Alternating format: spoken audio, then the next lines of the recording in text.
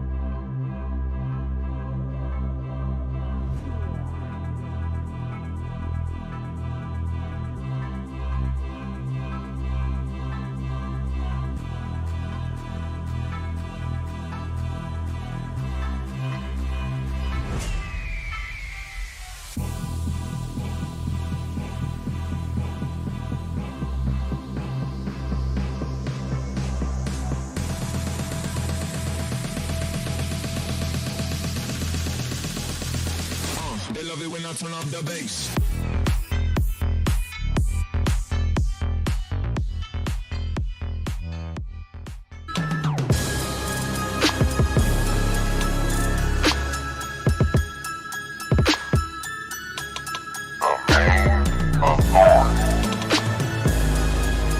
The Force will be with you, always.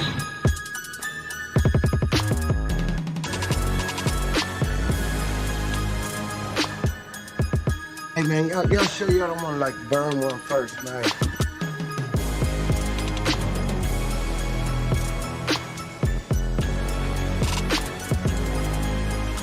Why did you say that name?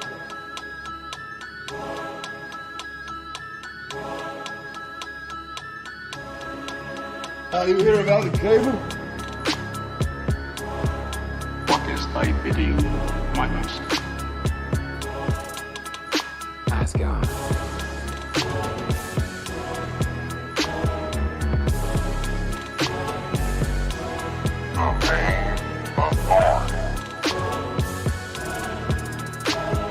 Forever, forever, ever.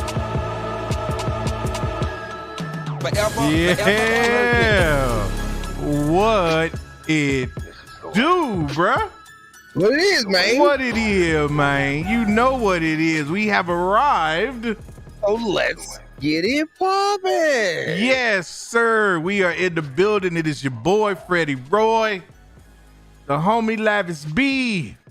And together we are the Mayne Authority, your one-stop shop for whatever in the hell we feel like talking about. Yes, What's going sir. on, man? I see you with the Batman shirt on, bruh. Hey, you know it. Got a couple of weeks. Yes. Ready. Yes. Ready to win that. Yes. Ready to win that. And it is not a drill. No, I am not getting ready for a 2K game after this. It is All-Star Weekend in the NBA, so I thought it appropriate to bring out one of the throwbacks of the great Michael Jordan. So that's what we did, man. We threw on the jersey for the All-Star stuff. Shout out to Kavai and Jared in the Discord chopping it up with us while we was peeping some of that All-Star festivities, man. Yes, Man, sir. still checking out a little bit of it, man. Might pop in to see what's going on. Look like Trey Young trying to take this 3-point contest. He needs 20-something to win. Look like he might get it. But anyway, man, funny though. We watching the All-Star stuff, and we see a commercial for the Batman. Yeah. Yeah, man. Yeah, man. I'm ready. You ready, huh? You ready?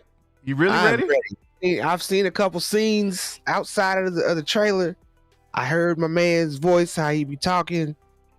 It just looks like it's going to be a very grounded, very young Batman. That might be what throwing some of us old heads off. This is probably the youngest Batman that we will see on screen. And I mean, like, the portrayal and everything. He's supposed to be in early 20s. He's not going to be a 30-some-odd Batman.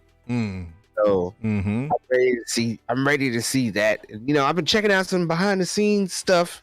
Yep. Some of these interviews and things. And shout out to Boba Talks, because Boba Talks, man, and he be talking about that Batman. And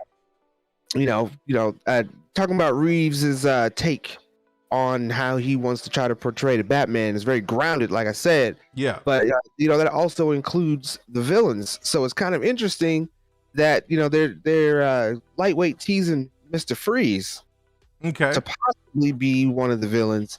And I think so, because the way he's talking about finding an interesting way to unwind the fantastical about some of these characters, Okay.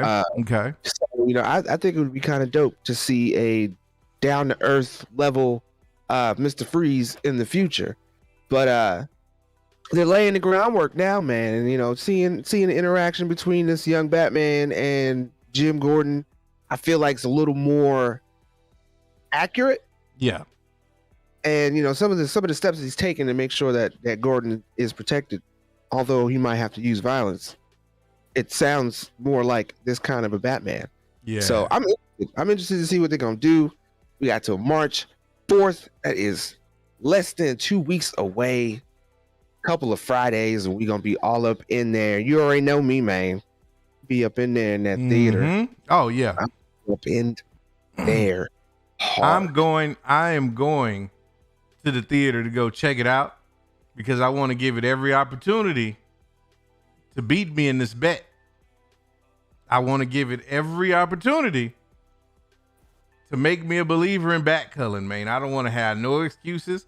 I don't want to handicap it in no way. I want to give it every bit because in case you don't know, me and the homie got a little bit of a wager going. If it does not move me, if Batcullen doesn't make me a believer, my man has got to get NBA 2K. He's got to face scan and create himself. And then we gonna live stream us playing with y'all on 2K. It will be Freddie Roy and Lavis B in them streets, man, out there getting our asses whipped in the park. Possibly. Fact, and we gonna run them 2v2s. This is just gonna be us. We ain't even gonna bring no randos in. This is gonna be 2v2. We just gonna go out there and do what we do, man. But if he does make me a believer, then I will live stream with the homie. Donation. It's a donation. I thought Oh, Vito with the Hey, $5 real quick said, I spend my money because spending time is hopeless. Hope y'all been good. Man, Vito, man, you need a hug, bro? Like, he say spending time is hopeless. Oh, man. Like, but I digress. Appreciate that, though, Vito. Appreciate that. I will be playing the Avengers as Captain Mother Flippin' America, the most basic ass character on Avengers. That's right. And we will live stream it so that you can look. And I have not touched this game, so my Captain America ain't even leveled up. I'm gonna be out there noobing it up, man, if this goes down. So I need the Bat Cullen to be everything I think it will be, which is absolutely a disappointment. Nope. Disappointment. I feel like that's fitting. I feel like that's fitting that you have to play with a trash character. We're trying to say that Pattinson's gonna be a trash character. Hey, well, that's cool, man, because once I prove that I'm right, then you get to I'm feel happy. some of my pain on that park, man. You get to come out there and see what I be talking about.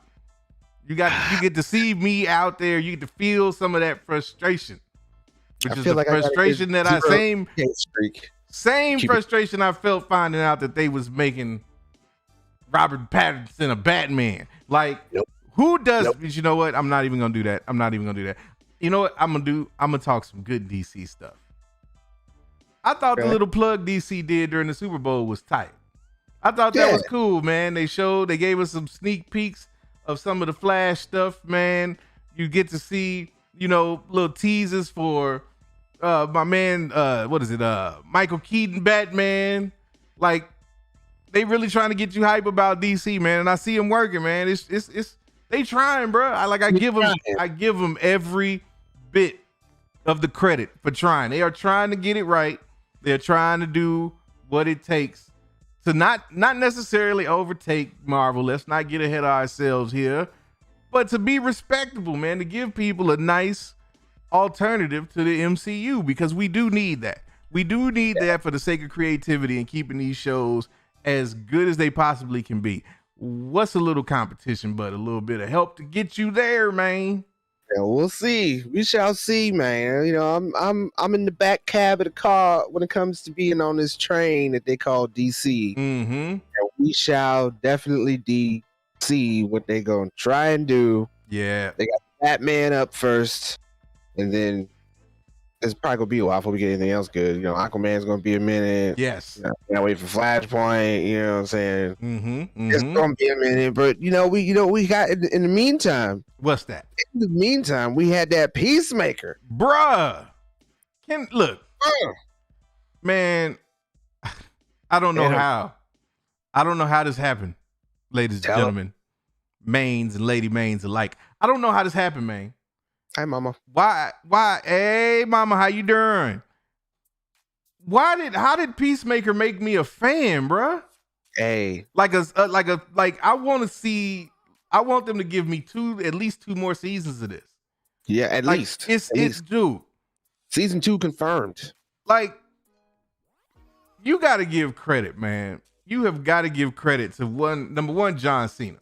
Yes. John Cena carried this show. Now, they had some great supporting cast. Like, it was amazing. Everybody, I think, did their job in this show. Like, I don't think anybody was dead weight. Even the annoying ass sidekick did his job because he was supposed to be every bit annoying as he was, and he nailed that. It was incredible. It was incredible, man. But like John Cena, I'm about to make a bold statement, bro. Uh-oh. I think I know what you're gonna say. Acting wise, I'm not talking about status. I'm not talking about success yet because he's still got a ways to go. But acting wise, man, John Cena didn't leapfrog The Rock. I knew you was gonna He leapfrogged The Rock, bro, because I have not seen that level of depth from The Rock yet. I have not seen it. The Rock is cool. The Rock be on there, man, and we'll see what he do with Black Adam. But man, like, no, even Batista, man. Like, I feel you, Just Fernie. Batista's dope, but no, man, the level of depth, emotional depth that you get from John Cena in this series, bruh. I can't agree, man. That's I can't agree. Crazy. Like, how can you not? I can't agree.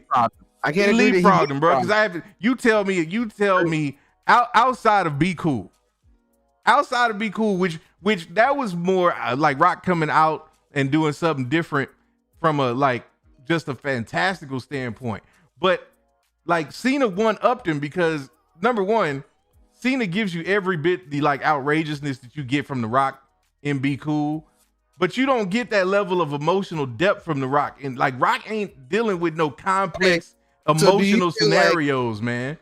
Like that's The Rock's fault, or do you feel like that is whoever his production? Like No, his agent- absolutely. I'm not saying The Rock doesn't have it in him to be that. We haven't seen it.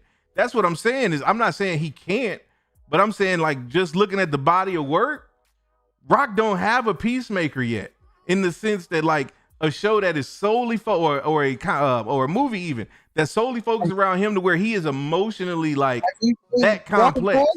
Do what? Have you seen Walking Tall?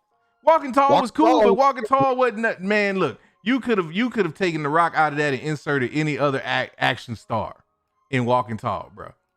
Ballers. I mean, I've heard his performance on Ballers. was- Now, see, I haven't seen Ballers, so now I'll go peep some Ballers if it's like that for real. Like if you telling me that he's in Ballers, he's giving you that kind of emotional. Like there were scenes in Peacemaker, dog, that like Donations. hey, everyday geeks with the dub. I appreciate it. I haven't been able to catch stream in a while. Glad I could catch this one, man. We appreciate you. Appreciate you coming through as always. Man, yeah, but look, man, I'm just saying, like, he's straight. Like, there was scenes where this dude actually had me in my feelings for him. Pause. Like, I was there, man. Like, I'm like, I feel what you saying. Like, I feel what you going through type stuff. Like, I don't ever recall The Rock doing that in a show or a movie, man. Like, and maybe I'm being a prisoner of the moment.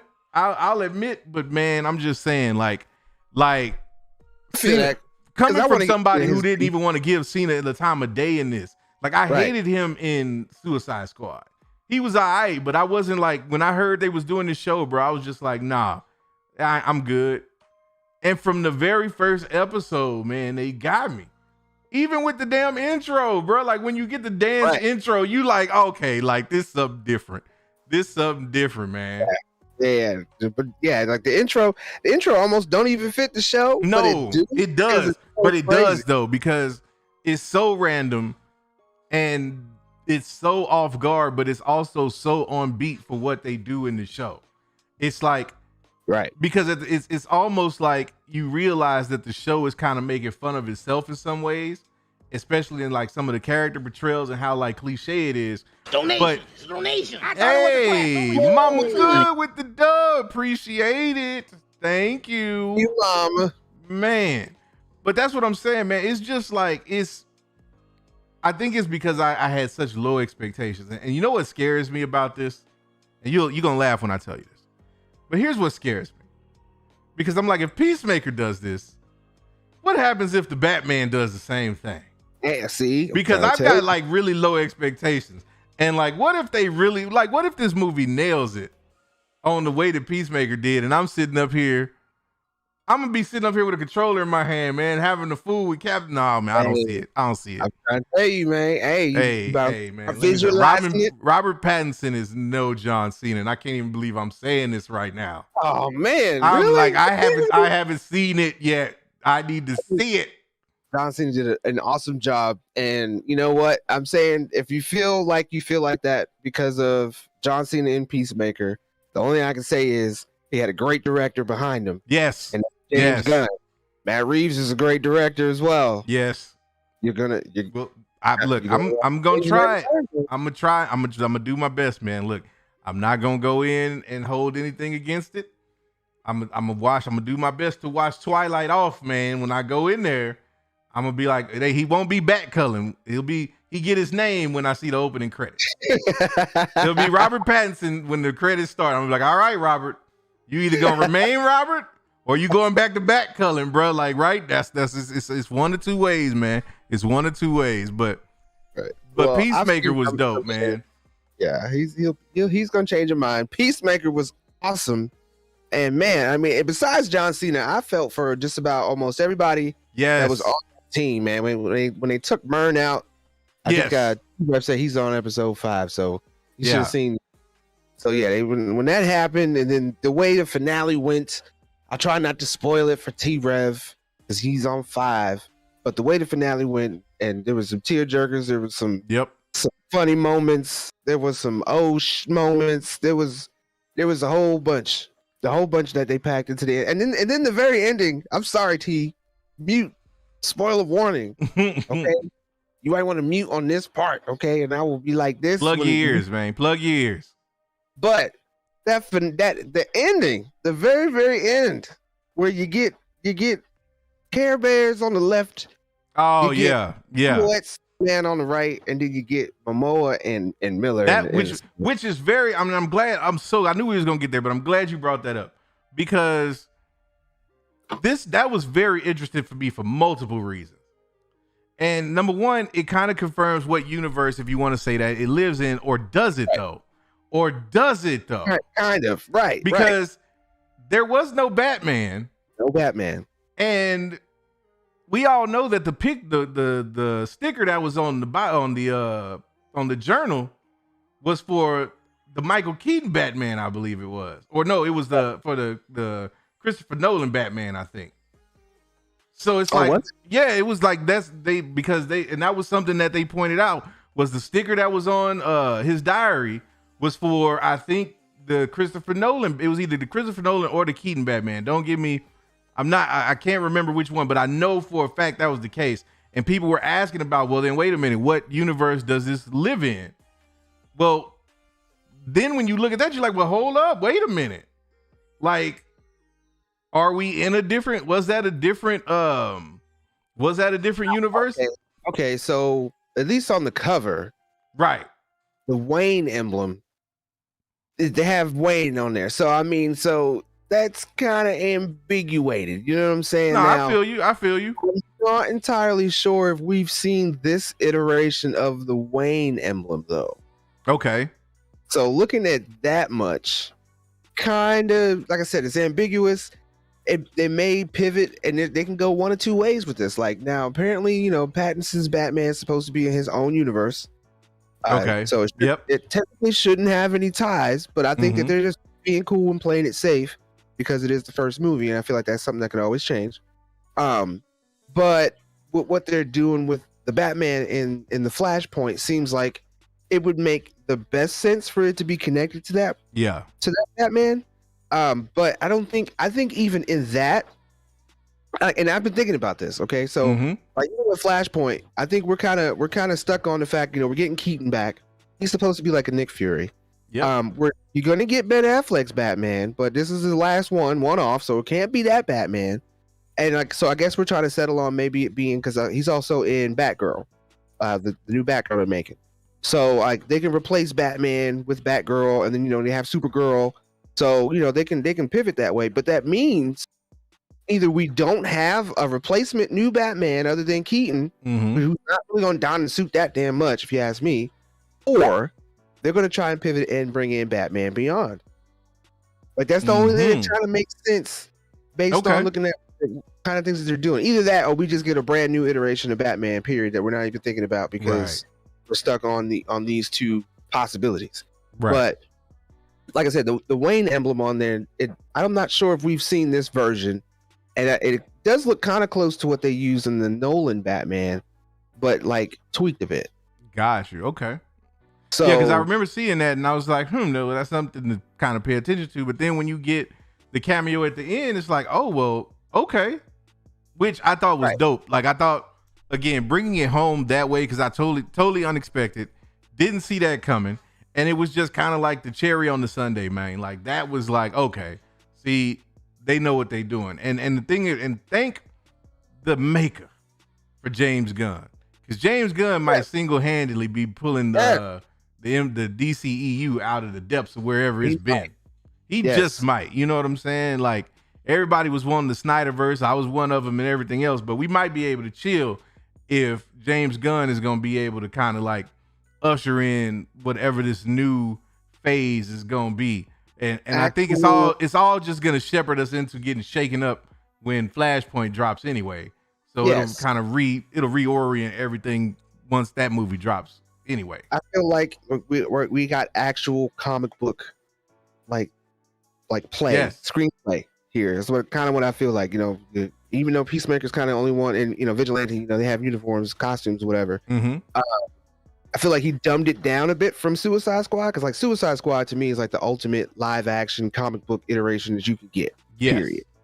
And I feel like he dumbed it down a little bit, brought it a little more down to earth, but still kept that comic book feel without it actually having the screen wipes and the crazy ambiguations and the graphics and stuff. Right. So like bringing all that together with a cast that was able to make you laugh yet still see that they're like in their seriousness, you're pulling the comedy out of all that, and then down to where, like I said, in the very end here, you're feeling for them for what they're going through, right? Trying to take this cow out.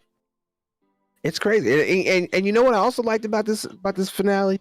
It didn't go the way that you thought it was going to go. At every turn, like even though it should be something simple and easy, every turn it was something that went wrong. Oh, and the decision made. Like I didn't think he was going to make that particular decision to not help them out. Oh, but yeah, he did. And kudos, because I thought he was going to change. Man, they did a lot of extra stuff in there that kind of made you feel like, man, he's gonna make this decision, and he don't. Yeah, man. But that's the thing. They definitely keep you guessing, and it's gonna be interesting to see what they do with this on another season. Because the one thing I'll say about this show too, this is amazingly, I really didn't give a damn about the overarching plot in this show. Like the whole thing with the butterflies really didn't matter to me. Like it was interesting. I wanted to kind of see where it went, but once you realize what it was that they were kind of aiming to do, like what their main task was, and they got to that point, it was like, all right, none of that really. I just want to see where everybody's going to end up after it's all said and done. And so that was the interesting thing for me. And it was like, of course, they set it up so that they can roll right into another season if they want to, which we've already heard. They've confirmed that. So it's like, for me, I'm more interested in the characters than I am the story, which is what it should be. Like, you want to have a great story, but you also want to have characters that make you want to come back. And, not to go there, because I know, I don't want to trigger too many people, but that's kind of the difference between the finale with Boba Fett and Peacemaker is with Boba, you really are more tied to the story and what's going to happen next and where it connects, because Boba's kind of like inconsequential at this point. Right. Like a lot of the characters there, with the exception of like Din Djarin and Grogu, you really like nobody. Like Fennec Shand is kind of inconsequential at this point. It's like we know what she's doing. We know she cold. Same thing with Boba. It's like, yeah, Boba's running, Tatooine doing his thing, but I mean, he's Boba. He just kind of like post up in the background and let everybody else do something until it's time for him to come in and flex. That's Boba. You know what I'm saying? Exactly. So it's, I'm still equally hyped for both. You know what I'm saying? I want to see where both of them are going, but I think it's just interesting how when you look at Peacemaker, it's more about the characters than it was the actual plot.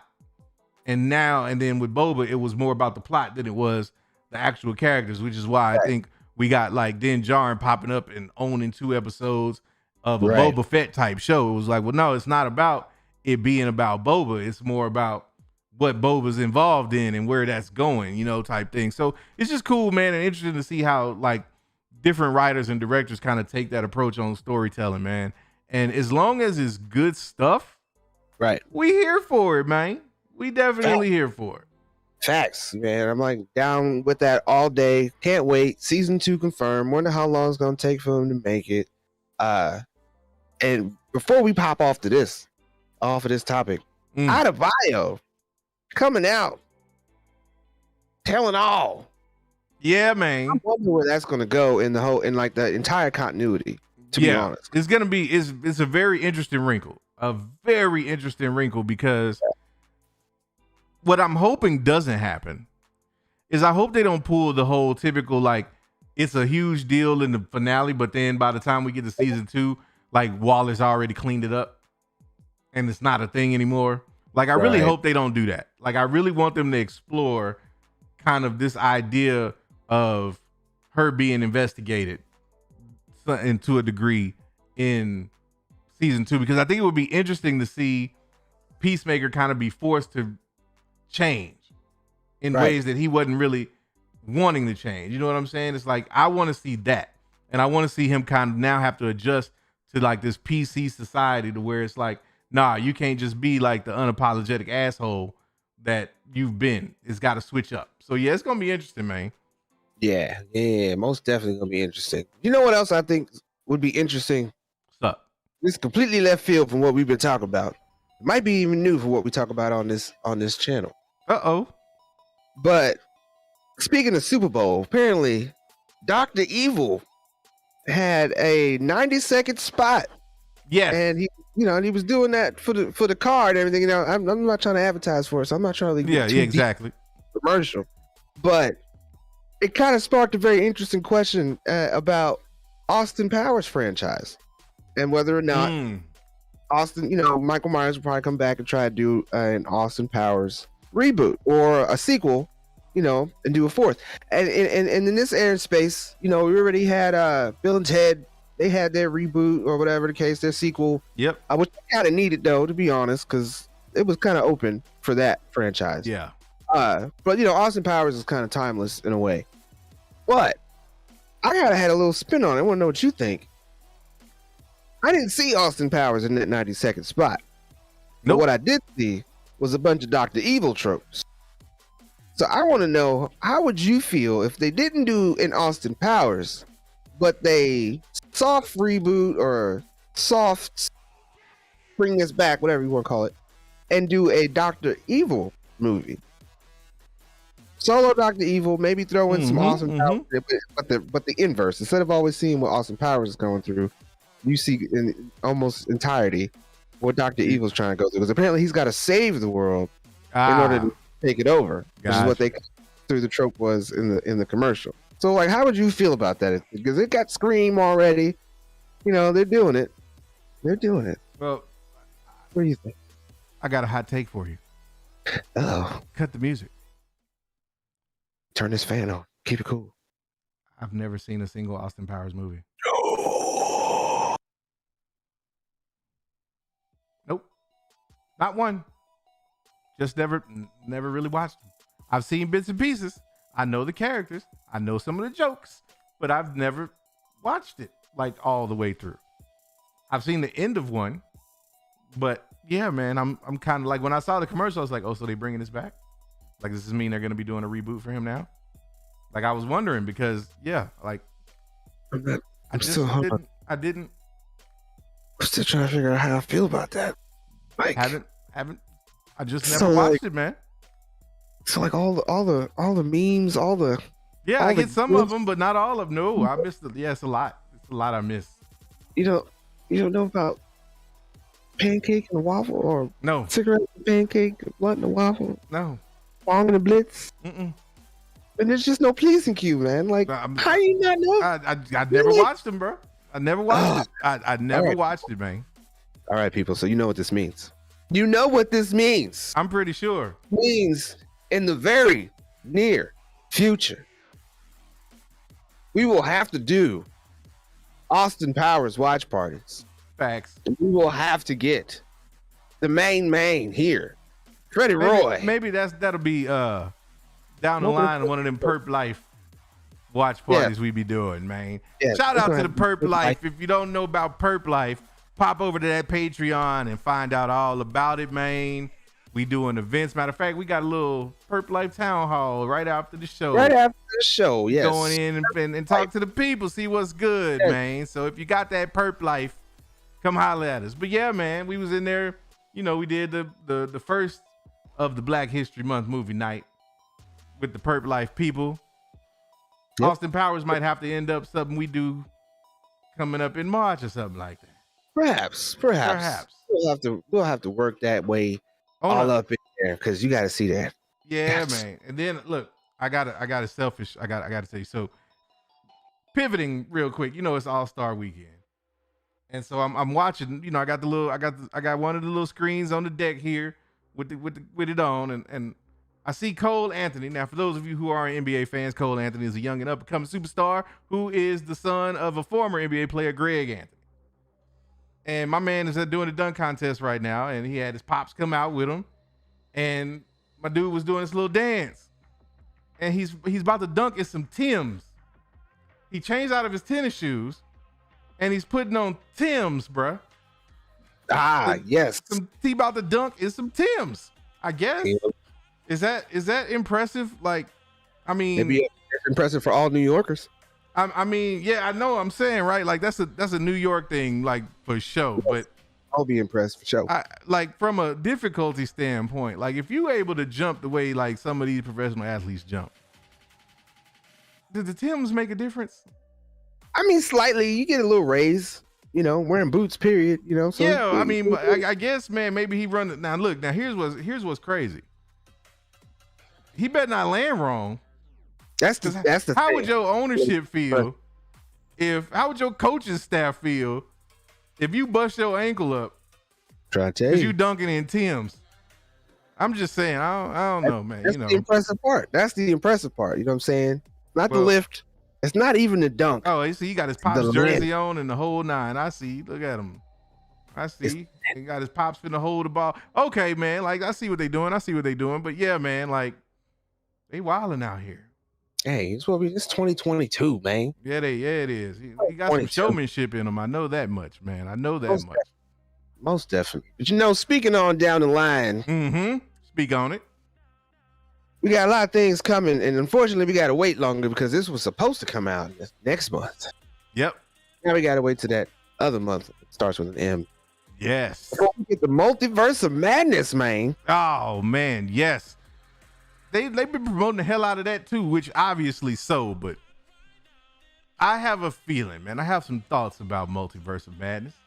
And I know we're gonna get into some of the speculations and whatnot, but I have some thoughts. I really think this is gonna be one of those movies where what we think is gonna be totally wrong.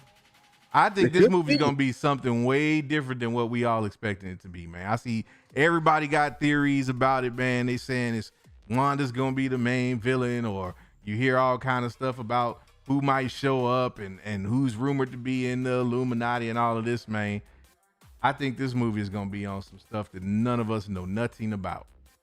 It's looking like it, man. You know, we got a whole caveat of people that's supposed to show up, and I don't even think we've touched. Like, honestly, like, was it a month or so ago where they leaked the casting? Yeah. For this movie, we all like, and like, especially when we saw Patrick Stewart's name was on it, we was like, oh, well, we already know he's not going to be doing anything MCU, you know, so it's got to be fake. And then we see the trailer, right? And none other than your Mayne is like, maybe we should tell him the truth. And we're like, no, I'm like, maybe that casting list it could be true. Would you like to see Andrew Garfield again in the Multiverse of Madness? Tobey Maguire? Bring it. Possibly Tom Holland. Possibly. I think they still got a movie on the shelf for him. Cameo movie. Right. Man, Mike Porter, I see you with the joke, bro. You hilarious. I tell you what, I wish I had 4 hands to give that dunk 4 thumbs down. All that hype, and that's what you came with. Now, look, it was impressive. You did it in some Timbs, but yeah, he 8s. Yep, somebody gave him a 7. That's about right. But yes, man, it's gonna be nuts. Yes, it's gonna be completely nuts, man. It's gonna be nuts, man. It's gonna be nuts, and I don't think it's gonna be, like I said, I don't think it's gonna be anything what we thinking it's gonna be. And the one thing that I'm worried about. Do you have any concern about cameos killing this movie in any way? No, actually. I think a lot of the cameos that we're looking to get, even down to possibly even a tease of whoever Reed Richards may be. Yes. Like, I think cameos and extra characters, even if they're in it for the whole movie or whatever, is fine. The problem is where you don't put them in their proper placements. Okay. Yeah. A lot of these recognizable characters, and you try to make them all play a main role. is the problem. You don't need to be doing that with any list of characters you have, down to cameos. Like if they have a cameo of an Iron Man, it's a different Iron Man, needs to be in there for a short period of time. For Professor X, him being in it, I'm pretty sure it's not going to be for very long. It's probably going to be enough to push the story where it needs to go. Even if any of the Spider-Men show up, they need to be either toward the end or, you know, again, another area in which they're just popping in. He's going through multiverses. Like it needs to be in their proper placements. As long as it's like that, it kind of alleviates having to deal with seeing too many extras. And I mean, like, you know, that's just people who, like, obviously don't have nothing to do with the story too much. You know what I'm saying? And maybe they have a talking role. You know, whatever the case, you know, they got to be able to put it in their proper placement. So I'm not worried about cameos. I'm just worried if I were to worry about anything, it's their placement. Where do they put them in the movie? Do they have any kind of significance to the story? Or if not, are they playing any kind of good comedic roles to the story or something like that, or some kind of an explanation to help us understand the multiverse? All that types of stuff. You know what I'm saying? So that's really what I'm worried about is where in placement, even down to the movie. It's like, where does this fit in everything that we're seeing they're doing with multiverse? Like, where is this going? Because ultimately we're looking at it as like Loki is Endgame. You know what I'm saying? Right. So where does this put us at? And is this going to lead to the multiversal war? Because there's huge rumors now that Secret Wars is probably going to happen a lot faster than we first anticipated. We're thinking Secret Wars is going to be like 2027, 8, 9, maybe 30. Like, we might see that as it's gonna be, they're gonna stretch that out, man. And see that? No, I don't think so. I think we're gonna see that, especially with these rumors, like the way they're talking. Like, we could probably see that by 2025, the next Avengers movie, Secret Wars itself. See, okay, so I'm not gonna say you're wrong, but I wouldn't like that because, like, my thing is, and I get that, you know, this ain't the Infinity Saga, and they're not gonna drag it out like they did that. But my thing is, with what they're building up, like, and what they're setting up, there's so much like opportunity for them to just like make this, like, to really play with this scenario right now. And that's why I say I think it's going to be different from what we all expect, because I think the expectation is like that by the end of this, we're going to realize that, you know, the multiverse is crumbling or whatever, and this is going to be kind of the beginning of the end, which I think it will be, but I think it's going to be deeper than that, to where we're going to actually get other movies that are going to show what, like, some of what's going on with these variants and in other universes. Because I think we're going to start seeing kind of where Kang fits into all of this. And that brings me to something else. Because one of the questions that everybody had was what or who was this mysterious character that was fighting in the trailer, that at first people were trying to say it was Captain Marvel. Then you had some people that were saying it was, you know, Monica Rambeau, or it might be her mom or something like that. But the one that stuck out to me, and the one that I think would make a lot of sense, would be if it was Kang. If it was one of the variants of Kang, because there were some people saying that if you do the 8K joint, or if you look at the trailer in 8K, that it kind of looks like Jonathan Majors or whatnot. I'm not gonna get into all that because I don't think we know who it is, and it could always be that they digitally altered whoever that is to try to throw us off. But my thing is, if you get a version of Kang in this movie, then what you could do is essentially like see how he's laying the groundwork for the eventual like multiversal war that's coming, and like how he fits into all of that, because we know he's gonna get he'll be, you know, his debut, if you will, in Quantumania. That's supposed to be, you know, he's supposed to be the villain in that. But what would be interesting to me is if you got to see another version of him, maybe one of those like good versions, and he was like maybe on the council or something like that, and he's connected in that way. Because here's the thing, like other people were saying it might be that one of the members might be Tony Stark or Iron Man or whatever, which I could see that as well. But I think it would tie together a lot better if you start putting Kang like injecting him in. And I think this is the perfect movie to do it. So I just feel, and that's where I feel like people are going to get thrown for a loop in this movie, is because everybody's going to be looking at, you know, some people are still talking about Chthon. I even saw somebody post a theory that this was all going to go back to the dark dimension and Dormammu, and that Dormammu might be the one that's secretly controlling Wanda. And I'm like, I mean, it could be, but I think they're intentionally, I think this is another one of those white Suge moves, man, where they are intentionally trying to like throw us all off. And then by the time we watch this movie, we're going to be like, oh, we had no idea. Like we didn't see this coming. Right. Well, I mean, I feel like a lot of that what you said is fanboy dreaming, man. You ain't gonna get no Kang in this movie. I'll tell you that right now. So don't even get your don't even put your expectations up.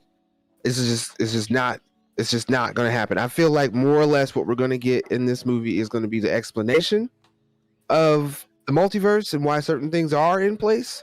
And I feel like the introduction of the Illuminati kind of shows that they're actually pushing past the Kang thing. Even though he's no way. No, he's he who has remained, he who is last remained, whatever his name is, and that I feel like we're going past it a little bit. And the biggest reason why I say that is because we know, especially for the way it looks in the trailer, and a lot of the speculation in it is Wanda's gonna kill off the Illuminati, which means we're gonna have to get a new group. We're gonna have to go through that link all over again on why they was created in the first place. So we're going to see Kang show up in Ant-Man, and that's going to be more or less where you get a lot of the kickers that you're looking for, and the first kind of injection of Kang to link into the multiverse, because Kang does not create the multiverse. And that's the thing. I think some of these speculative stuff that's coming out kind of forgets, is because we're also looking forward to Kang and stuff showing up all the time, is that, you know, he didn't create it. All the thing he did was untangle it and put it in one kind of continuity, right, to where everybody, all these different versions that you may see, exist on one plane. So we're gonna have to see how it plays out with Wanda facing the variant of herself, and how they explain the Nexus beings and stuff again in the MCU, because technically they're not supposed to be able to exist on the same plane unless they astral project in a way. So unless they kind of explain that this is a projection of Wanda in a way, we're gonna have to see how that plays out. I feel you on that, but hear me out about the Kang situation, because the reason I say that I feel like he's going to be in it is in some way is because when you look at kind of what we had, right? So you have the Loki show where they basically explain the whole he remains concept. We hit the point where he crosses the threshold. Now, apparently that moment is supposed to be like right at the same moment where Wanda is facing off with Agatha in WandaVision. Like that's happened, like that battle is taking place at the same point where kind of like that thread, he crosses the threshold and the multiverse starts creating. And so what I think it is, and this ties in, and I think it even ties into the thing with the line with Patrick Stewart saying, tell him the truth, is that everybody's thinking that, you know, this multiverse thing is on Doctor Strange, and that Doctor Strange was meddling with shit, and that's what caused the destabilization of the multiverse. Where I think what it is in truth is, and I think what the Illuminati is going to tell him is, nah, bro, like this multiversal war thing, like we've known this was coming. Like we knew that the destabilization of the multiverse was coming, and we're like, either they're trying to figure out a way to stop it, or the Illuminati, and this is where I think it's going to get crazy, or the Illuminati is in place to make sure it happens. It's like, because it's like a thing where they can't allow it to not happen, because they understand that this is it's necessary.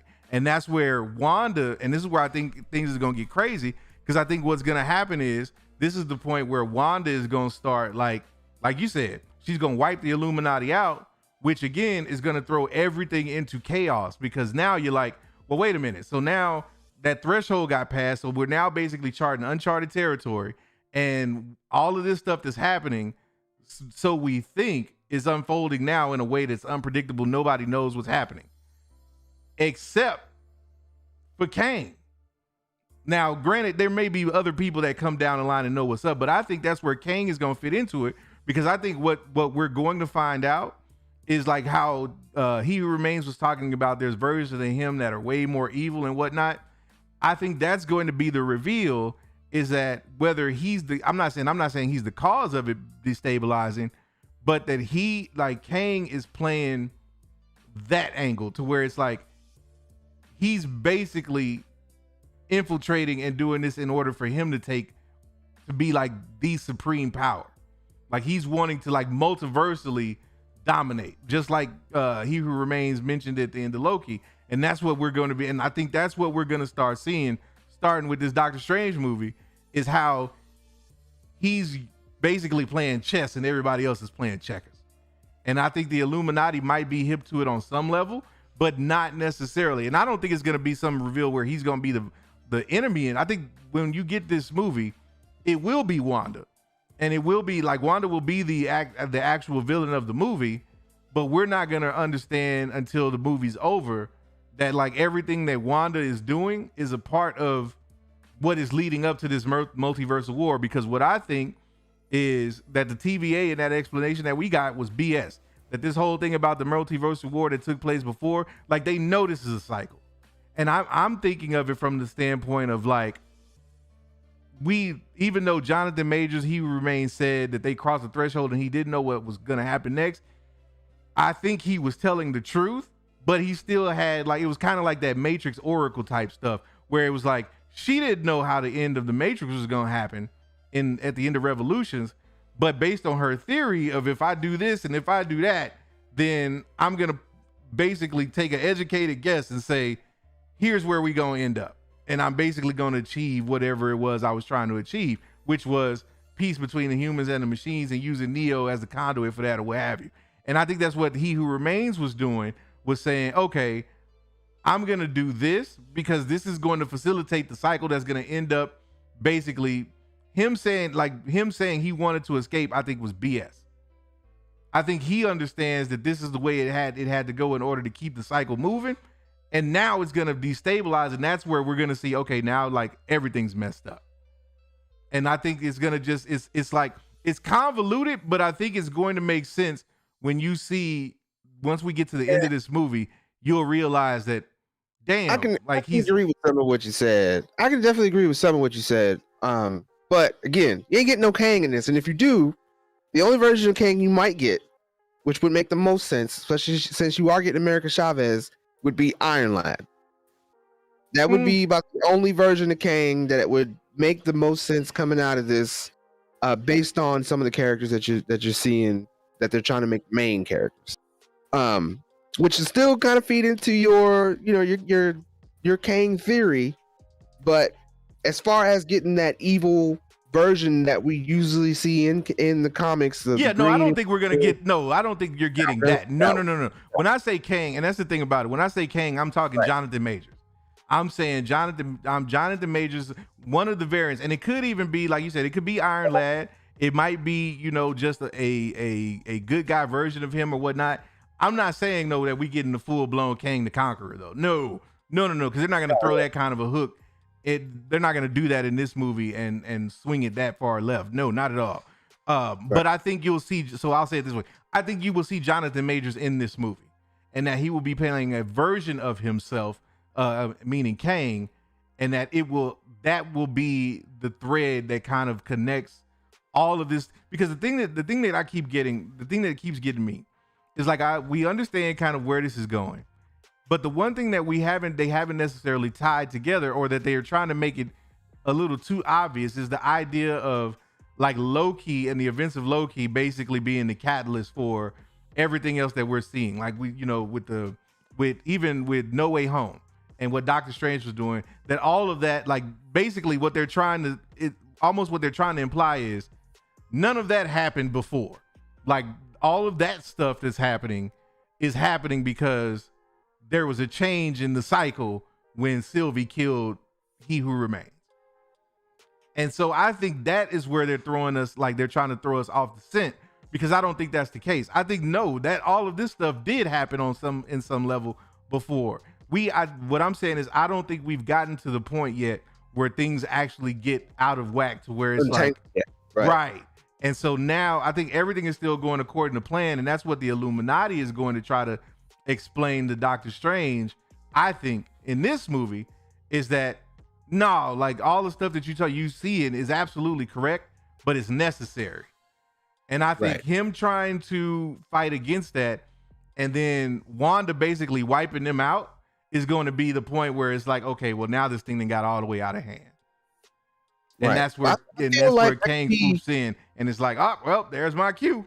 I feel like a lot of that could be major subplots. And especially when it comes down to like Wanda, and I wanted to kind of address what Darth Chaos was saying earlier. That's what I said. They have to. I can't speak for what MCU Nexus beings are because we're still in the beginning phases of them actually explaining it. And I feel like that's another thing that they're going to dive into and explain, which they'll have to, because comic book continuity, Wanda is a Nexus being, and it's not. Wanda is a Nexus being in this universe and not in the next. She is a Nexus being. Exactly. She is the same in every universe. So it's not like she's Scarlet Witch here and then Wanda the next. No, she is the exact same every universe. When people die, they die, or the types of stuff that she's going through is the same thing in each universe. So they would have to actually explain how they are able to have two Wandas because they comic book continuity, Nexus beings cannot inhabit other universes because they're all the same. They're chain. This one living in another universe or crossing over is like a chain popping and hitting another chain. You know what I'm saying? So that shouldn't be able to happen unless it's a projection. They can astral project to speak to each other if they want to do it that way. But this looks like physical forms. Wanda, when she walked up to herself, like there was like a moment like she touched. Now, granted, that could still have been on a cosmic level, but no, and that's kind of where like some of this is coming from for me is because I feel like what we're going to start watching with this movie, like I think by the time we get to Act 2 of this movie, we're going to literally start seeing like evidence of the multiverse like breaking down and falling apart. And it's going to be a thing where they're trying to, where Strange is basically trying to fight that off. And I think it's ultimately going to be a situation where he finds out and realizes he can't. Like there's nothing you going to be able to do. This is what it is. And it's going to be, the thing that I don't know yet is, will they say it's a result of, if they're going to stick to the whole thing of it being a result of his meddling, or if they're going to say, no, like you may think that, but that's you don't have any slight idea of why and what, like how deep and how serious this is, and like how many, what the implications of what's going on are. So that's like why I feel like the Kang aspect of it still kind of like fits, is because unless they pivoted now, like to your point, if they and I think this would be extremely whack if all of a sudden they didn't pivoted off the Kang thing because they see that now everybody's like ready. Because that's the thing, is like don't rush Secret Wars for the accept or to cash in on the cameo wave. Because everybody's riding that wave. Now everybody's like, oh well, Spider-Man No Way Home did it, so now it's like cameo. We want to see Robert Downey Jr. Iron Man. We want to see this, we want to see that. And it's like, yeah, that's cool and all, but like let's continue to do that in due time. Let's not rush it out. Like let's not pull a Lucasfilm and just be like, oh, we got something that works. Let's just scrap everything and start doing that. No, like continue. And I don't think White Suge is going to do that. I think he's got kind of the plan laid out. It's going to be interesting though, man, because here's a question I have for you. Is there any clear acknowledgement in this movie of mutants other than Professor X? I don't really know. Like other than actual confirmation of Professor X, I guess that would be like the most you could say is like if he exists, then obviously you have to say mutants exist, right? Yeah. So I mean, as far as like specific factions like X-Men and all them types of stuff to say that they like exist or will show up or anything like that, I'm hearing at most if you get Professor X, you may get Wolverine. And that's kind of what we're hoping, especially with this cast list starting to actually look like it could hold some water. And another, Hugh Jackman also saying if they can get Patrick Stewart to come back, he may also come back, but he's always wanted to try to do something in MCU anyway. Right. So, it's a possibility we can get maybe a one-off of both of them in this. But I think Professor X is probably going to be the major factor of saying that mutants actually exist. But we just don't know where in the timeline he's actually meeting, or in what part of the multiverse, should I say, he's actually meeting up with the Illuminati to say what either what version or how far along they're in. You know what I'm saying? Like, this could be a Professor X, even though he's old. You know what I'm saying? He's the older version too. So I mean, obviously you could say that as far as how far along they are, like X-Men and all that stuff, it's probably past the Sentinel phase.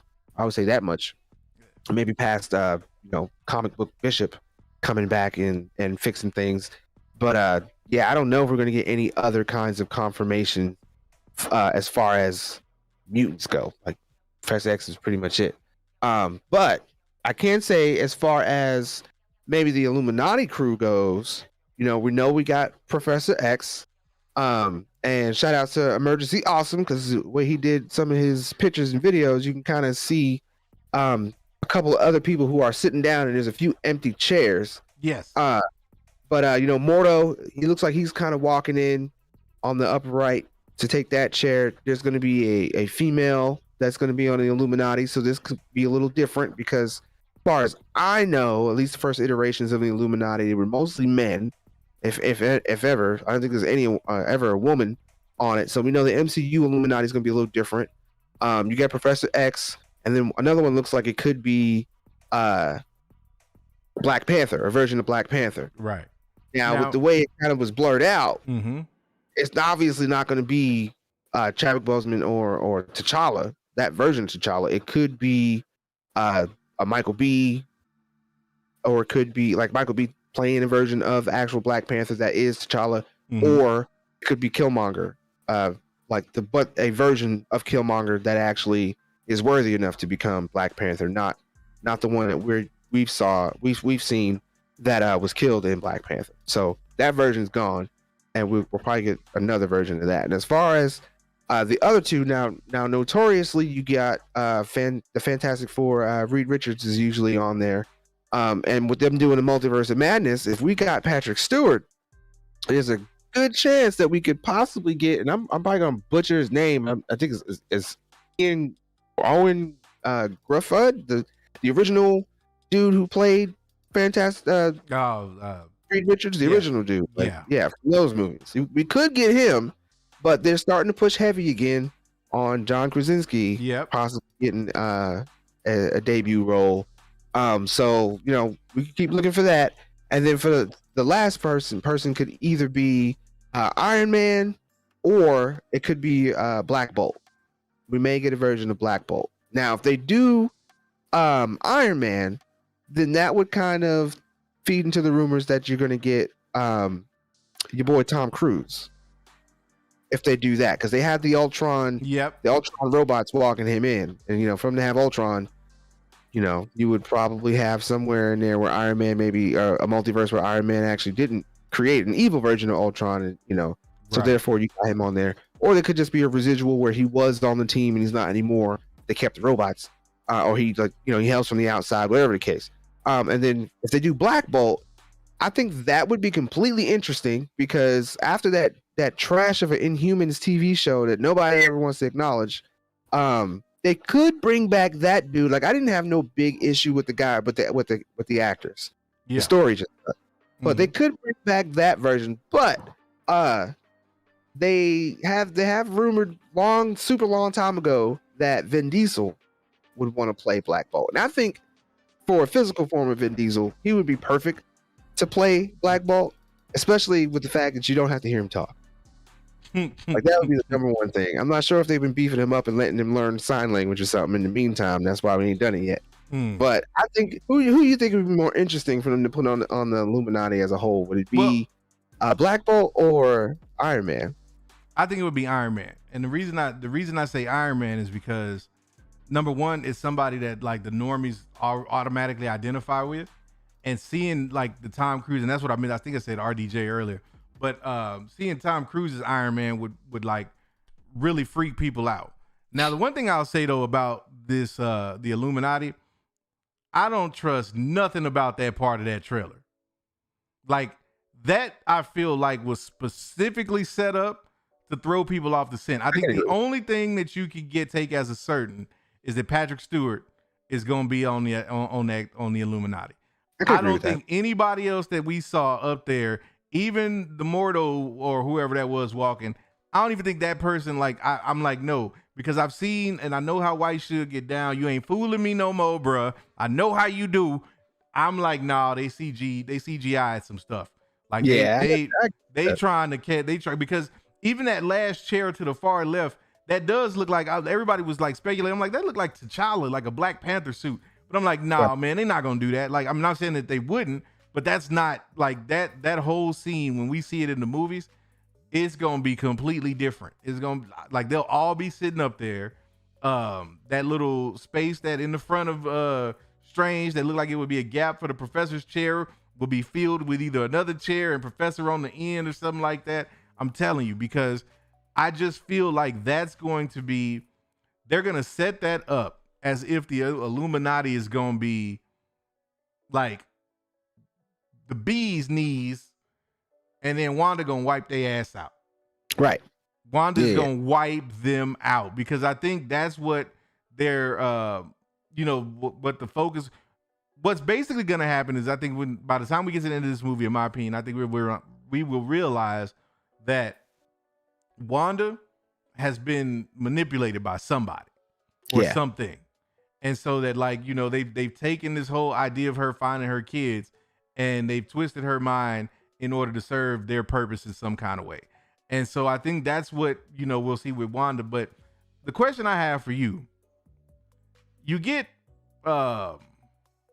Patrick Stewart, and then he killed. Are you mad that they kill him off? If they kill him off in this movie? No. I think it would be fitting for the fact that, he wouldn't want to come into the MCU as something to stay, somewhere to stay. He would probably do a little quick one-off, push the story along, and then feel proud that he had something to do with it. So, no, it doesn't. I'm just stoked that we're even getting him in a movie, period, that's MCU canon.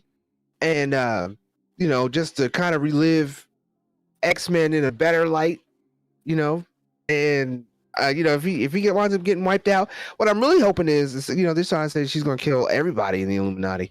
I really hope, and this might sound messed up, but the only person I think actually perishes from the Illuminati would be him. And that would kind of pay off that rumor with the big fight, right? Who Wanda's going up against, and being him, and like that would be completely dope. I think the only thing that would suck about it is watching him get killed again, by another more powerful being. But again, if they were able to pull it off with Spider-Man and paying off some of those things that we kind of had open and wanted to see, I think they could do it again with Patrick Stewart, and that would just be enough. I see you, Adam. What's good, man? Yeah. Adam say, if Patrick Stewart dies, I'm boycotting Marvel. Right. You might as well get ready to boycott, bro, because I don't see him lasting outside this movie. Nah, I don't see that happening at all. I think that's gonna be like one of the big snap moments of this movie, is watching like the soul get sucked out of that man by the Scarlet Witch. Yeah, something's gonna happen to him for sure. Yeah. So maybe he'll come back and be zombie Xavier in the future or something like that. Yeah, man. It's gonna be. We do see a couple of those here. Zombies. Yeah, it's gonna be crazy, man, because there's so much. I mean, then you got like the idea of like Defender Strange, and like everybody's asking, well, is he dead in that point, at one point, and does he come back as a zombie and all of this other stuff? I think, man, like, again, I think this trailer has done its job. It's building the hype. It's got people talking. But again, remember, we talking about white Suge, y'all. Right. What we see ain't what we really gonna see, and that's. I just feel like when it all shakes out, Wanda's going to end up being a pawn, and somehow Kang is going to be involved in that. Whether it's, and I don't think it's going to be necessarily super villain Kang the Conqueror, but one of them iterations of him is going to be involved in this some kind of way. Yeah. I just think that's where we're going to go with it. Got another question for you. Where do you think Captain Carter fits in on this? You think she's part of the Illuminati taking over the original Captain America's spot? She could be. something else. I think she. I don't think if she's in the movie, Woman. if she's in the movie, she's gonna be on the Illuminati.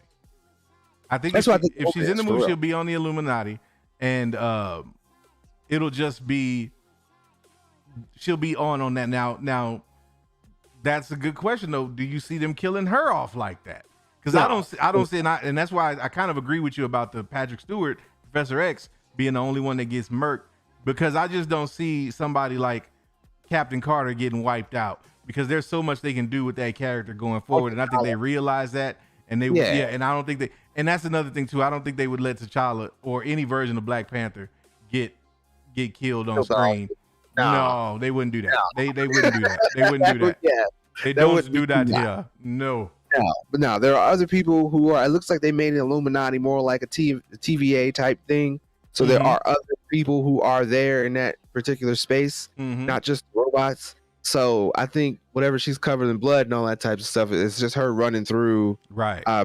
Brushing past everybody who's trying to get in her way, and or just being enraged for the reason why she's there, and just killing random people. You know what I'm saying? Then here comes Professor X stepping in, entering her mind, and getting that whole fight, blah blah blah blah. And, you know what? And I need 2.5 seconds, man, because I got to do something symbolically right now. Just give me a second. Yeah, if the Mayne is taking the headphones off and taking the shirt off and displaying the Yodas. That's a trash ass dunk contest, man. How dare you, man? I put my jersey on for nothing, man. This All-Star been whack as hell. Get out of here. Get out of here, man. Look. I'm trying to keep my eye on. I'm like, these boys is missing more dunks than they making. They doing dunks I done seen years ago, bruh. Like, at what point is the NBA just gonna let these professional dunkers come in here and break and break people off? I mean, like, and how cliche, like for my NBA fans, how cliche is it for the dunker to come out wearing another dunker's jersey? Can we stop that already? Like, look, it don't have the same effect no more, man. It don't have the same effect at all. Anyway, Felicity, we ain't even gonna talk no 2K. No, we ain't even doing that. We ain't doing that. Man. For me, last question. But how do you feel about? Whoa! Hold on. Is Fanjection really trying to say the All-Star Weekend hasn't been good since '97?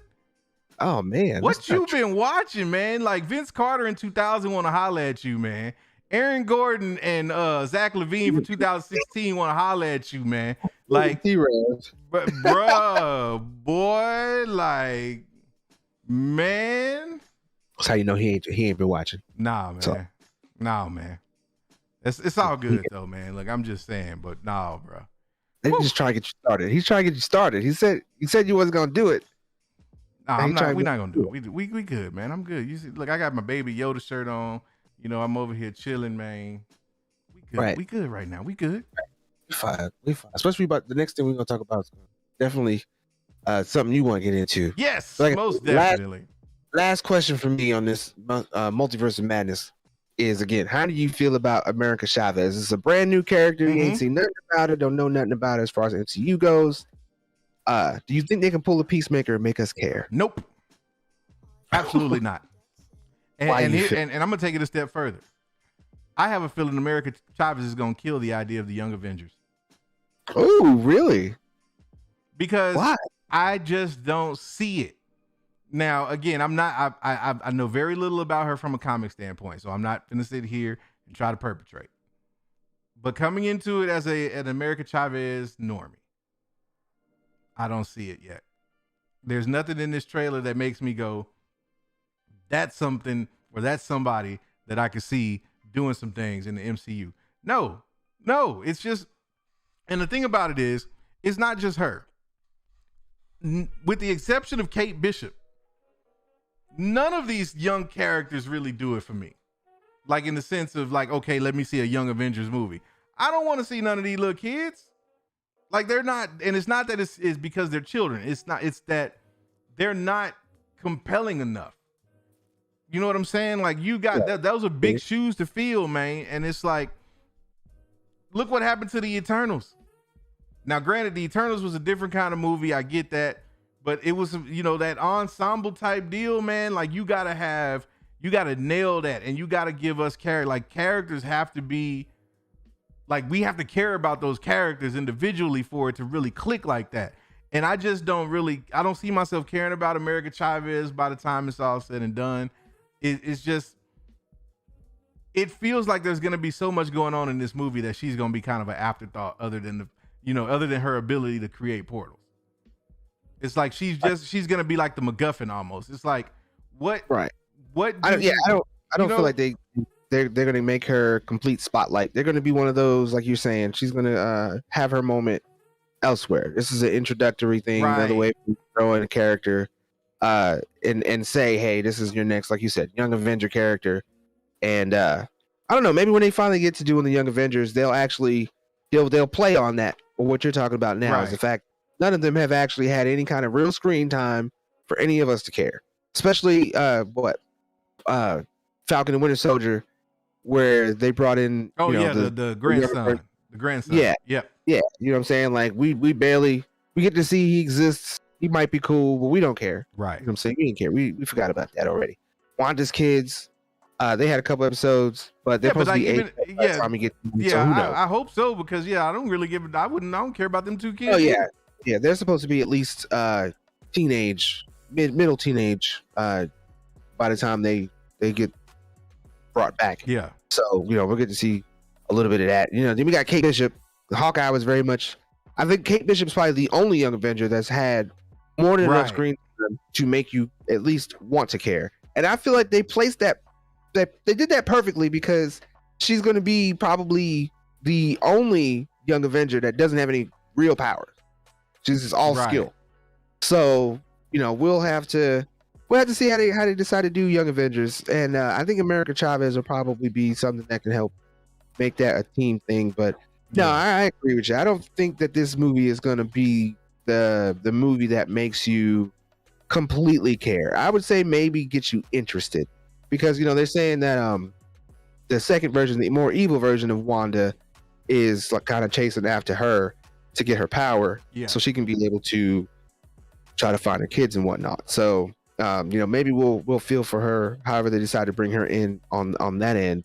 But I think I'm a little more interested in seeing what they're doing with the different variants of Doctor Strange, because they're going to bring in the What If version as well. So we get to see what the deal is with that, and understanding how he is how they're making him the threat. That's why I said I don't think Kang is going to show up in any kind of large or even medium capacity, other than if they gave you Iron Lad, which I think even that would be out of place, because Iron Lad definitely deserves to have some kind of background. You don't need to just throw him in there and leave people lingering and wondering what happen with him. I think Kang, the first any kind of Kang thing we should see should be Ant-Man. That sounds like a perfect place to introduce him, especially with all the quantum stuff that they were already doing.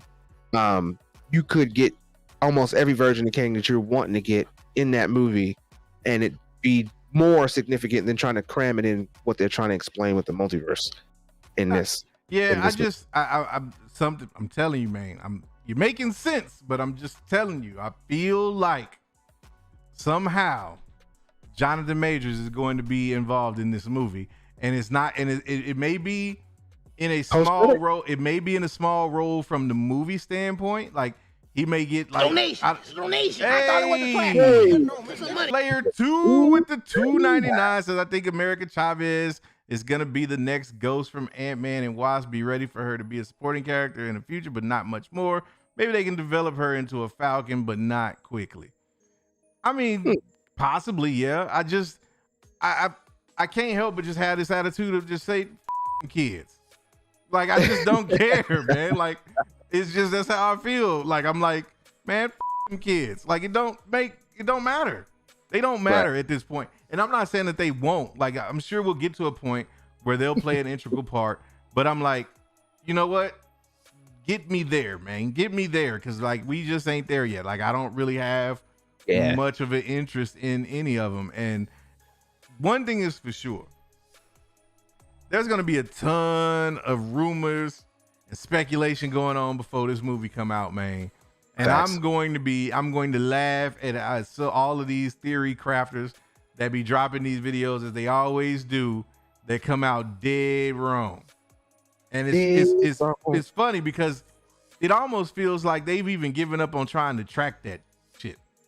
Like nobody even cares if you like don't get it right anymore. Now it's just speculating for the, which is cool. Like I prefer it that way, but at the same time, that also opens the door for any mofo with a theory to get a video on YouTube and just start talking about pulling out some stuff. Like that's, you know what we should do?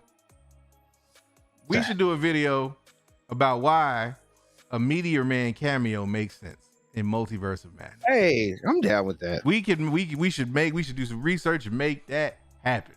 Meteor Man in the Multiverse of Madness cameo. We need that to happen. Yes, and then we need Meteor Man to actually show up in the next Captain and Winter Soldier show. When they bring that back. Oh man. It'll be episode 3. Man. Totally for sure. But let's let the homie here help us want to play this Horizon Forbidden West that just dropped. Well, there's only one problem. I ain't played it yet. But that's okay. But you know why I haven't played it? So yes, Horizon Forbidden West dropped on Thursday, Friday, one of the two. And your boy got it. I'm ready, and I'm excited to get into it, man. But I gotta say, there's been something else that's been distracting me from playing Horizon. And surprise, Felicity, it's not 2K. It's not 2K. It is not 2K. It's actually 2K77. Yes. Of the cyberpunk variety, that is. Yes. Yeah, man. Like this cyberpunk, I must say I am a fan. Yes. It's like Fallout meets Blade Runner. I'm here for it. I am here for it. It is dope. Like it's not like there's nothing really groundbreaking yet. I'm still early on in the game. Yeah, me too. You know, I'm at the point where you're kind of starting to understand what it is that your character is after, what they're trying to accomplish, and why it's so important, without giving any spoilers away. For me, at least, you're still pretty much in the beginning part, dealing with. Oh no.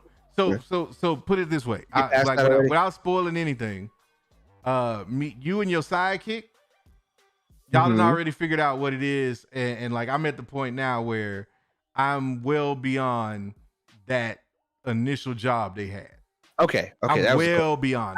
I've been doing so many side missions, and like I'm almost level 10, and I ain't even bust out of the beginning precursor of the game yet. So I've kind of been privy to that. That is the deal with that. Okay, just checking. But yeah, Cyberpunk. Yeah, it was man, like it, and just get to. So the funny thing is, where you are right now, you haven't even hit the title screen yet, because there's actually a point. No. There's actually a point in the game where after you do a mission, you finally get the intro, because you ain't even. And I was playing it for like a good 5-6 hours before I even got to that point. Yeah, pretty much. And that's what I love about this game. Is this game is designed for you to truly get lost and immersed in the world. Like you don't. It does not behoove you to go into this game and focus on the story missions. Like you want to do those kind of slowly, but you want to do as many side missions and gather up as much material and level up as much as you can, because man, like it's so much in this game to do, and it's so unfortunate that it had the launch that it did, because had that game come out stable, it would be amazing. And player 2, I have not finished Fallout New Vegas. I've definitely played it, love it. I don't love it as much as people who say it's the best Fallout they've done so far. But no, like this definitely got New Vegas vibes though, straight up. Like definitely has New Vegas vibes. And that's the thing that I kind of gravitate towards, is the fact that it has that Fallout feel, but it's so much more futuristic, and there's so much. It just being like, I find myself, dude, like getting off my bike or out of the car and just walking, and just like experiencing the city, man, because it's so much, dude. Like it's crazy. It's like I can't believe how much fun I'm having with this game. and it's dope, man. Like it's a dope game, bro. Like I can't really say anything bad about it yet, other than I think Keep there's your kids off it. we gonna so touch that in just a second. We gonna get there. But bruh, like it's just it is everything that I want an adult video game to be. Like in the sense that like taking all of the adult content pieces out of it. It is a game, it's layered, it's got great story, it's got great narrative, the gameplay is cool. It really gives you the freedom to play the game the way you want to play the game, which I think is incredible. Like that, one of the biggest and most overlooked things in games sometimes is like allowing players to enjoy the game the way they want to enjoy it. So many games will give you different skill trees and skill sets and everything else, but you end up kind of in the middle of the road regardless. Like, and that's one of the things that I'll say, even like with a game like Ghost of Tsushima. Ghost of Tsushima lets you focus, like if you want to be more of a swords master, if you want to be more of a stealth person and use Ghost, but ultimately you're still playing the game the same way. Like whereas with Cyberpunk, you legitimately could be playing like and approaching this game from way different perspectives. Like the hacking element to this game, like just destroys Watch Dogs. Like I remember playing Watch Dogs and I hated the hacking in that game. Yeah. Hated it. It's fun, it's engaging, and it actually makes sense. It matters. And it works in the sense of you can use it in the middle of a firefight, and it makes sense to use it in the middle of a firefight. Like you really do have to pay attention to how you build your character and and know what you want to do. Like I and that's another thing too. This will tell you how much I've been playing it. Since you and I talked about it the last time, I erased that game and started over with a female. And I erased and started over with a female, and I'm back on my playthrough. So, but I'm taking my time with it because it's just that fun, man. But yeah, as much fun as it is. Oh yes, and that's the other problem, player 2. And that's the main reason I switched over, was because the voice of the male protagonist is the same voice as the narrator from The Division. And it's annoying as hell because I'm like, he speaks exactly the same. He doesn't have as much inflection in his emotions and in his tone when he talks. Like he doesn't feel like he's just reading lines, it seems like. But like he didn't realize, it's like, no, dude, you're not narrating. You're like the character this time. Whereas the female protagonist, she sounds like she's in it. It almost feels like the game was designed for you to be female. Which is cool. I love it. It's dope. But this ain't no kid game, bro. Like definitely not. It ain't a motherfucking thing about this the kids need to be doing. Not at all. Look, and I get like, GTA. No. This ain't even GTA bad. It's not even that it's like, no. Not at all. This is like, I'm not even sure if there's really a real classification. I think there is like one other game that at least visually, I will say, for the character itself, went all out. And I think that's even on PC. Like this is the only PlayStation game I can say that is definitely not for children. Off top. Man, the moment you start the game. I'm telling you, like I was playing this downstairs last night, and I was engaging in some recreational activities on the game, not knowing that these recreational activities are not censored at all. I had to change the channel because my daughter had a guest over, and I ain't want them thinking I was watching porn. Yeah, it's like that. I was so not ready. I was like, So is that something that shows up after you get past the initial part of the game? Because you could probably so you're probably at the point where the city is still on lockdown. Yes. Right. So once you complete that first, like I guess the mission that kind of kicks you off into the actual story of the game, the whole city becomes available. Okay. And you can travel wherever you want, and you'll go to certain districts where they have all of that stuff available to you. So Gotcha. as long as you got money, it's gonna be there for you and it's available. And man, I'm just like, right. I had to go purify myself in the waters of Lake Minnetonka when I was done. I was like, hold on, man. Like I gotta go get right with the Lord. Like this on some next level, man. But like, I'm here for it. Yeah, man. It. Like I was telling you, man. Like games like this, it makes me nervous because it's got the graphics. You know, you got that, like you said, that Fallout feel. You can customize, upgrade your weapons. You can customize your character fully. All that types of stuff. And then like that, even again, the first mission where you got to go even set up to go get what you need to go after the MacGuffin. Just the decision making that you have to make is so crucial. Now I'm finding out a lot of those types of decisions they're already set. So it's like, and it's not really a spoiler because I know some decisions are not this way, but it's like Donation. I thought it was a hey, Dark Chaos with the 10 piece. Appreciate you, man. Yes, sir. All day.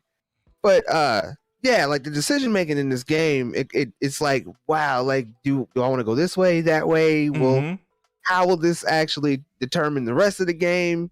If I make this decision, because there are certain decisions that you make that if you don't line up or be in league or mention certain things that affect other decisions in the future. So like I said, these games make me nervous, and that's why I've been spending a lot of time trying to get this money up, trying to get my character stats up, trying to do all that before I even get past doing the that's the thing, and you want to, because what I'm learning and what I'm realizing is like, because I'm a person that like I like to hit up side missions so I can level up, and just like you said, so that when I do the story missions, I'm like already kind of like OP to a certain degree. Right. Not completely, but I want to be like well versed in my skill set before I start like really getting into the story. The thing about this game though is it almost behooves you to not even upgrade really until you get into the points of the story where you need to. Because you like where I found myself at least on 5 different occasions with this game being mad that I had already used my upgrade points because there was a dialogue option that I could have had access to had I upgraded a different stat. And I'm like, dang. And it's like, I don't want to go back and replay it for that reason. It's like, that gives me a reason to go back and do another playthrough as a different type of character.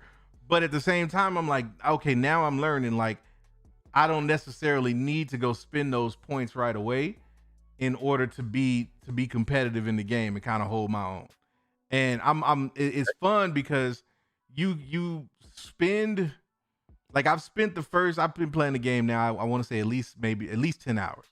And you really spend that first 10 hours just like trying to determine how you want to play. Like you start to learn the gameplay mechanics. You start to kind of understand, you know, the different options that are available to you in terms of how you approach missions and whatnot. And it's really not until you hit that 10-hour mark that you really kind of get a feel. And you're like, okay, this is the character that I want to be. Because by that point, you've kind of gotten a sample of most of the weaponry. So you know what comes along with that. You kind of get some perks going and whatnot. And it's just like I said, it just sucks, man, that it had such a bad debut. Yeah. Because if not, man, this game would be getting way more attention than what it was getting. Because this game is good, man. Like, make no mistake, Cyberpunk 2077 is a dope game. Yeah, I'm about to say I was glad that I jumped on it when I seen it. And I ain't got no complaints. And to your point, yeah, I did kind of see even in this area. Donation. Hey, Daniel Fincher, he who remains. Yes, sir. I'm gonna get that on the shirt, man. I promise I'm gonna get that on the shirt. Yeah, we need to get that going. Probably make 2 different shirts. Have Al as one and me as one. There you go. We gonna get right on that for sure. But yeah, to your point though, on the skill tree and all that types of stuff, I did kind of get to a point even in this part of the game where I was like, okay, I see that I need to increase these stats either first or within a certain prudent amount of time in order to have either the dialogue open, to get into certain secret areas, all that types of stuff. So I'm now that I'm definitely knowing, because I looked up something the other day for to help me make a decision because I do that. I don't care. I don't Yeah, care no, about you have to. all that stuff. I'll Google it. I don't care because I try to get the maximum my first gameplay. Right. Mm-hmm. And like I said, these types of games make me nervous. I didn't know what's gonna happen. But anyway, yeah, there's just certain points that now I'm like, yeah, I need to make sure that I put these things in these areas so I can be able to use either this gun or be able to say this type of stuff because I can tell I'm gonna be in for the long haul. Yeah, this is gonna be one of them. Yeah, this is one of them. I'm gonna come back to this and because like right now that's 2K for me, right? We all know what it is. 2K is that game for me right now. The reason I'm on 2K so much is because 2K is one of them games where when I want to play the game, but I really don't have the attention span to like sit there and really be deeply immersed in it to where I'm like, you know, solving puzzles and platforming and all of that and watching what I'm doing and everything else. 2K is one of them games where I can just get on there and just kick back and play just to unwind as long as I'm not online. Yeah. But right. Cyberpunk has already like supplanted that like from the first night I played it because you essentially, again, in this game, there's so much going on in the world that you don't have to necessarily be like bear down on a mission to enjoy yourself. You can go out and just find little fun stuff to do. You can go bust up little gang activity or whatever you know, mess with the criminals and whatnot. Just even going around though and like playing with your hacking skills and whatnot and finding like places where you can override little terminals and stuff like that. Like you because you build XP off of all of that stuff, so it all helps and it's fun. Like it you know, whereas in Fallout, it get, you know, when you lockpick and stuff like that, it gets a little repetitive because you've been doing it for so long. By the time you know, like if you play Fallout 3, then you get, you know, New Vegas, then you get to 4, you're like, okay, I know this mechanic already. But this is such a breath of fresh air for me because I'm like, oh, this is dope. Like I love the way they have these little puzzles and stuff in here and how it all matters and builds up. And it all is like helping to establish the kind of character you are going to be. So it's dope, man. Like I think it's cool. The one thing I will say, and I'm not going to spoil too much for you, but of course I know you know Keanu's in the game. And there's a point where you interact with Keanu. I'm not a fan of the Keanu interactions right now. I didn't think you would be, to be honest. I'm not a fan of the Keanu interactions for the simple standpoint of, and I don't want to spoil it, but it's too annoying. It's like, I would rather Keanu be somebody that I dealt with on my terms. Oh, so you ain't got no choice. No, there's certain points in the game where he's there and you can't do anything about it. And you'll see what I mean. Like, I don't want to spoil it for you, but you'll see, you get there and it's just going to be like, for me at least, I'm like, okay, that's dope, but like, this is going to get real annoying. Like, I really don't want to have to deal with you right now, but I guess I got to because this is a part of the game. That's the only thing that I don't like. Now, I'm sure it'll probably get better as the story progresses and there starts to be a little bit more clarity about what's going on. But it's like, that's the one knock I have right now. Is just like, I'd rather just be able to like do some stuff without having to worry about Keanu popping up on me. Right. But yeah, it's looking forward to it. but I mean, even that, like, it's cool, man. Now he ain't popped up on me while I was recreating now. Oh, okay. I hope not. I wouldn't be surprised with this game though, bro. Like I would like, cause boy, let me tell you, the first time I found me some company for the evening, I was like, no, I wasn't ready. No, I was not ready. I was like, oh, this is like some no GTA. Oh wait, no, it ain't. No, GTA didn't do this. This is hot coffee on steroids. Hot coffee on steroids. That's hilarious. You should have saw how fast I was looking. Yep, recreating is a verb around here, Raz. You know how we do, man. But that, man, I ain't never grabbed a remote. Look, I ain't grabbed a remote that fast since I was like 15 and living at home.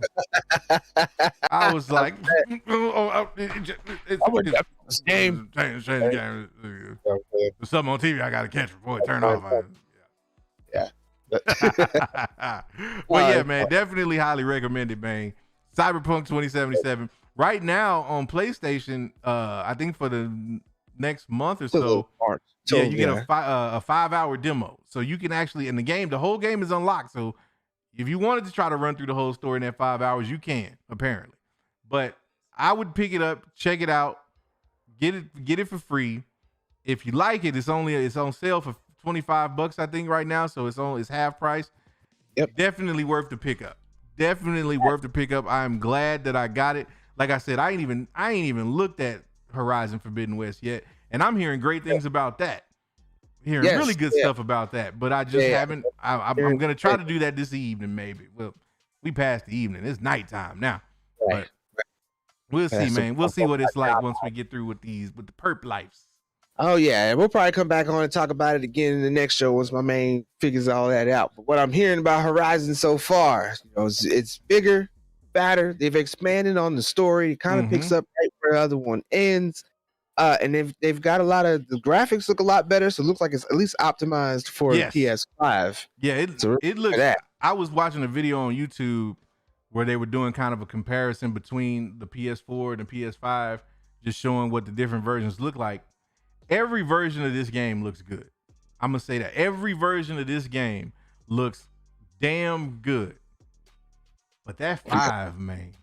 Hey, 5's on it. Yeah, on its way. They polished it up real nice, real nice, real nice. I saw she had like a hang glide shield or something like that. She was like gliding. Yeah, I ain't even seen that yet. I was trying to avoid spoilers for this game. Like games like this, I really don't like to know a lot going in. That's why I didn't really do a lot of research into Cyberpunk, was because I didn't want to know too much about the game before going into it. Same thing with Horizon. Like I want to go in and kind of explore. Now I'm like you. When I get into the game, like if I know that I'm at a critical decision or something like that, I'll go take a sneak peek on the implications just so that I can, because I like to be able to be informed. You know what I'm saying? So I'm like, I'm in the same boat with that. But it's me. I don't like spoilers in the sense, like I don't like knowing what's coming before I get there. You know what I'm saying? I'm like, okay, now that I'm here, you can tell me kind of how this might turn out, but don't tell. I want to be able to experience them old snap moments, like totally I didn't look up no old snap moments, nothing like that. Just the gameplay, see if it's worth it. Yeah. And also make sure you guys check out the description because I popped in some links for some of the stuff we was talking about today. If you want more information on that, check out Emergency Talks. Before you buy, all of that. Links are in the description.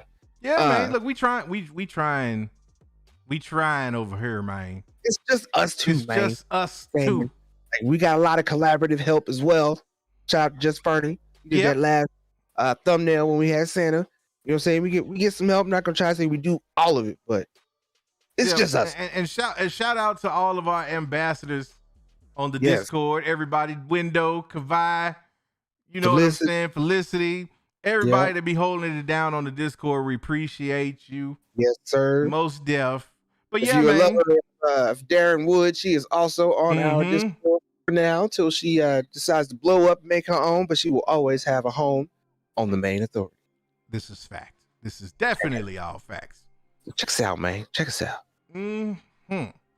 Looking like might be around that time for us to pop off with that perp life, man. I think so, man. I think it might be that time.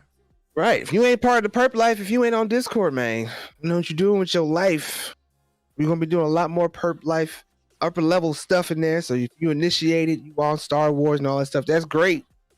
But we're gonna need you to pop down to get that perp life going on. Yeah. You up in there, man. What he said. Oh, show. What he said.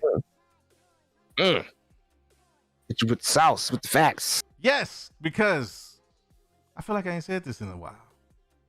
But if you ain't got the sauce, then that's your loss. Son. Know about that. That felt good. That felt good. I know, it has been a while. It has been a while, hasn't it? Oh, man. I know. I usually make you do it at least 5-6 times a show. Yeah, man. Well, you know, Sawce went on hiatus, but we back. Yeah, you know. We back in effect. Same, we got the Sawce. Yeah, man. Wiser coming up soon. More new commercials coming up again. Commercials coming up, man. You know how that goes. Yeah, man. But yes, we're about to catch you guys on the Dizzy cord. So as we always say, you ain't got to go home, but you got to get the hell up out of here. Yes. For the homie Lavis B, it is your boy Freddie Roy, and we will catch you over on the Discord. Something like that, and we are out.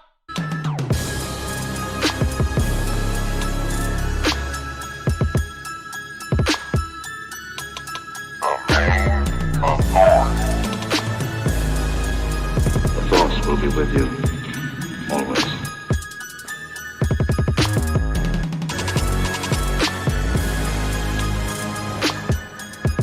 Hey man, y'all sure y'all don't want to like burn one first, man?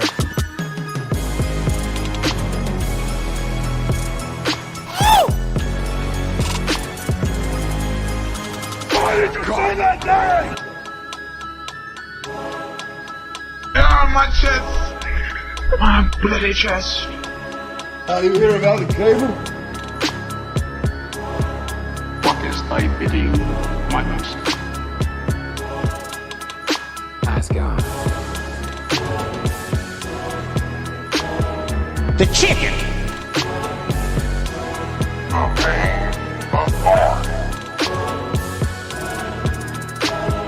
Forever, forever, ever.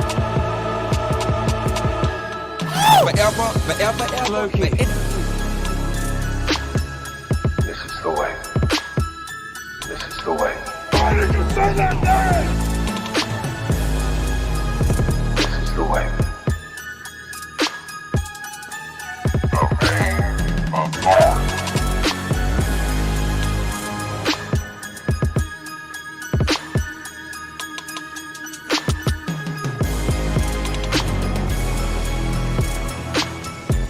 Come on, man.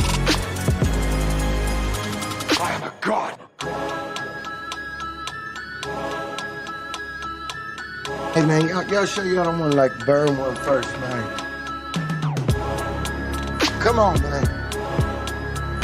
On with you, man. On with you, man. Ask God.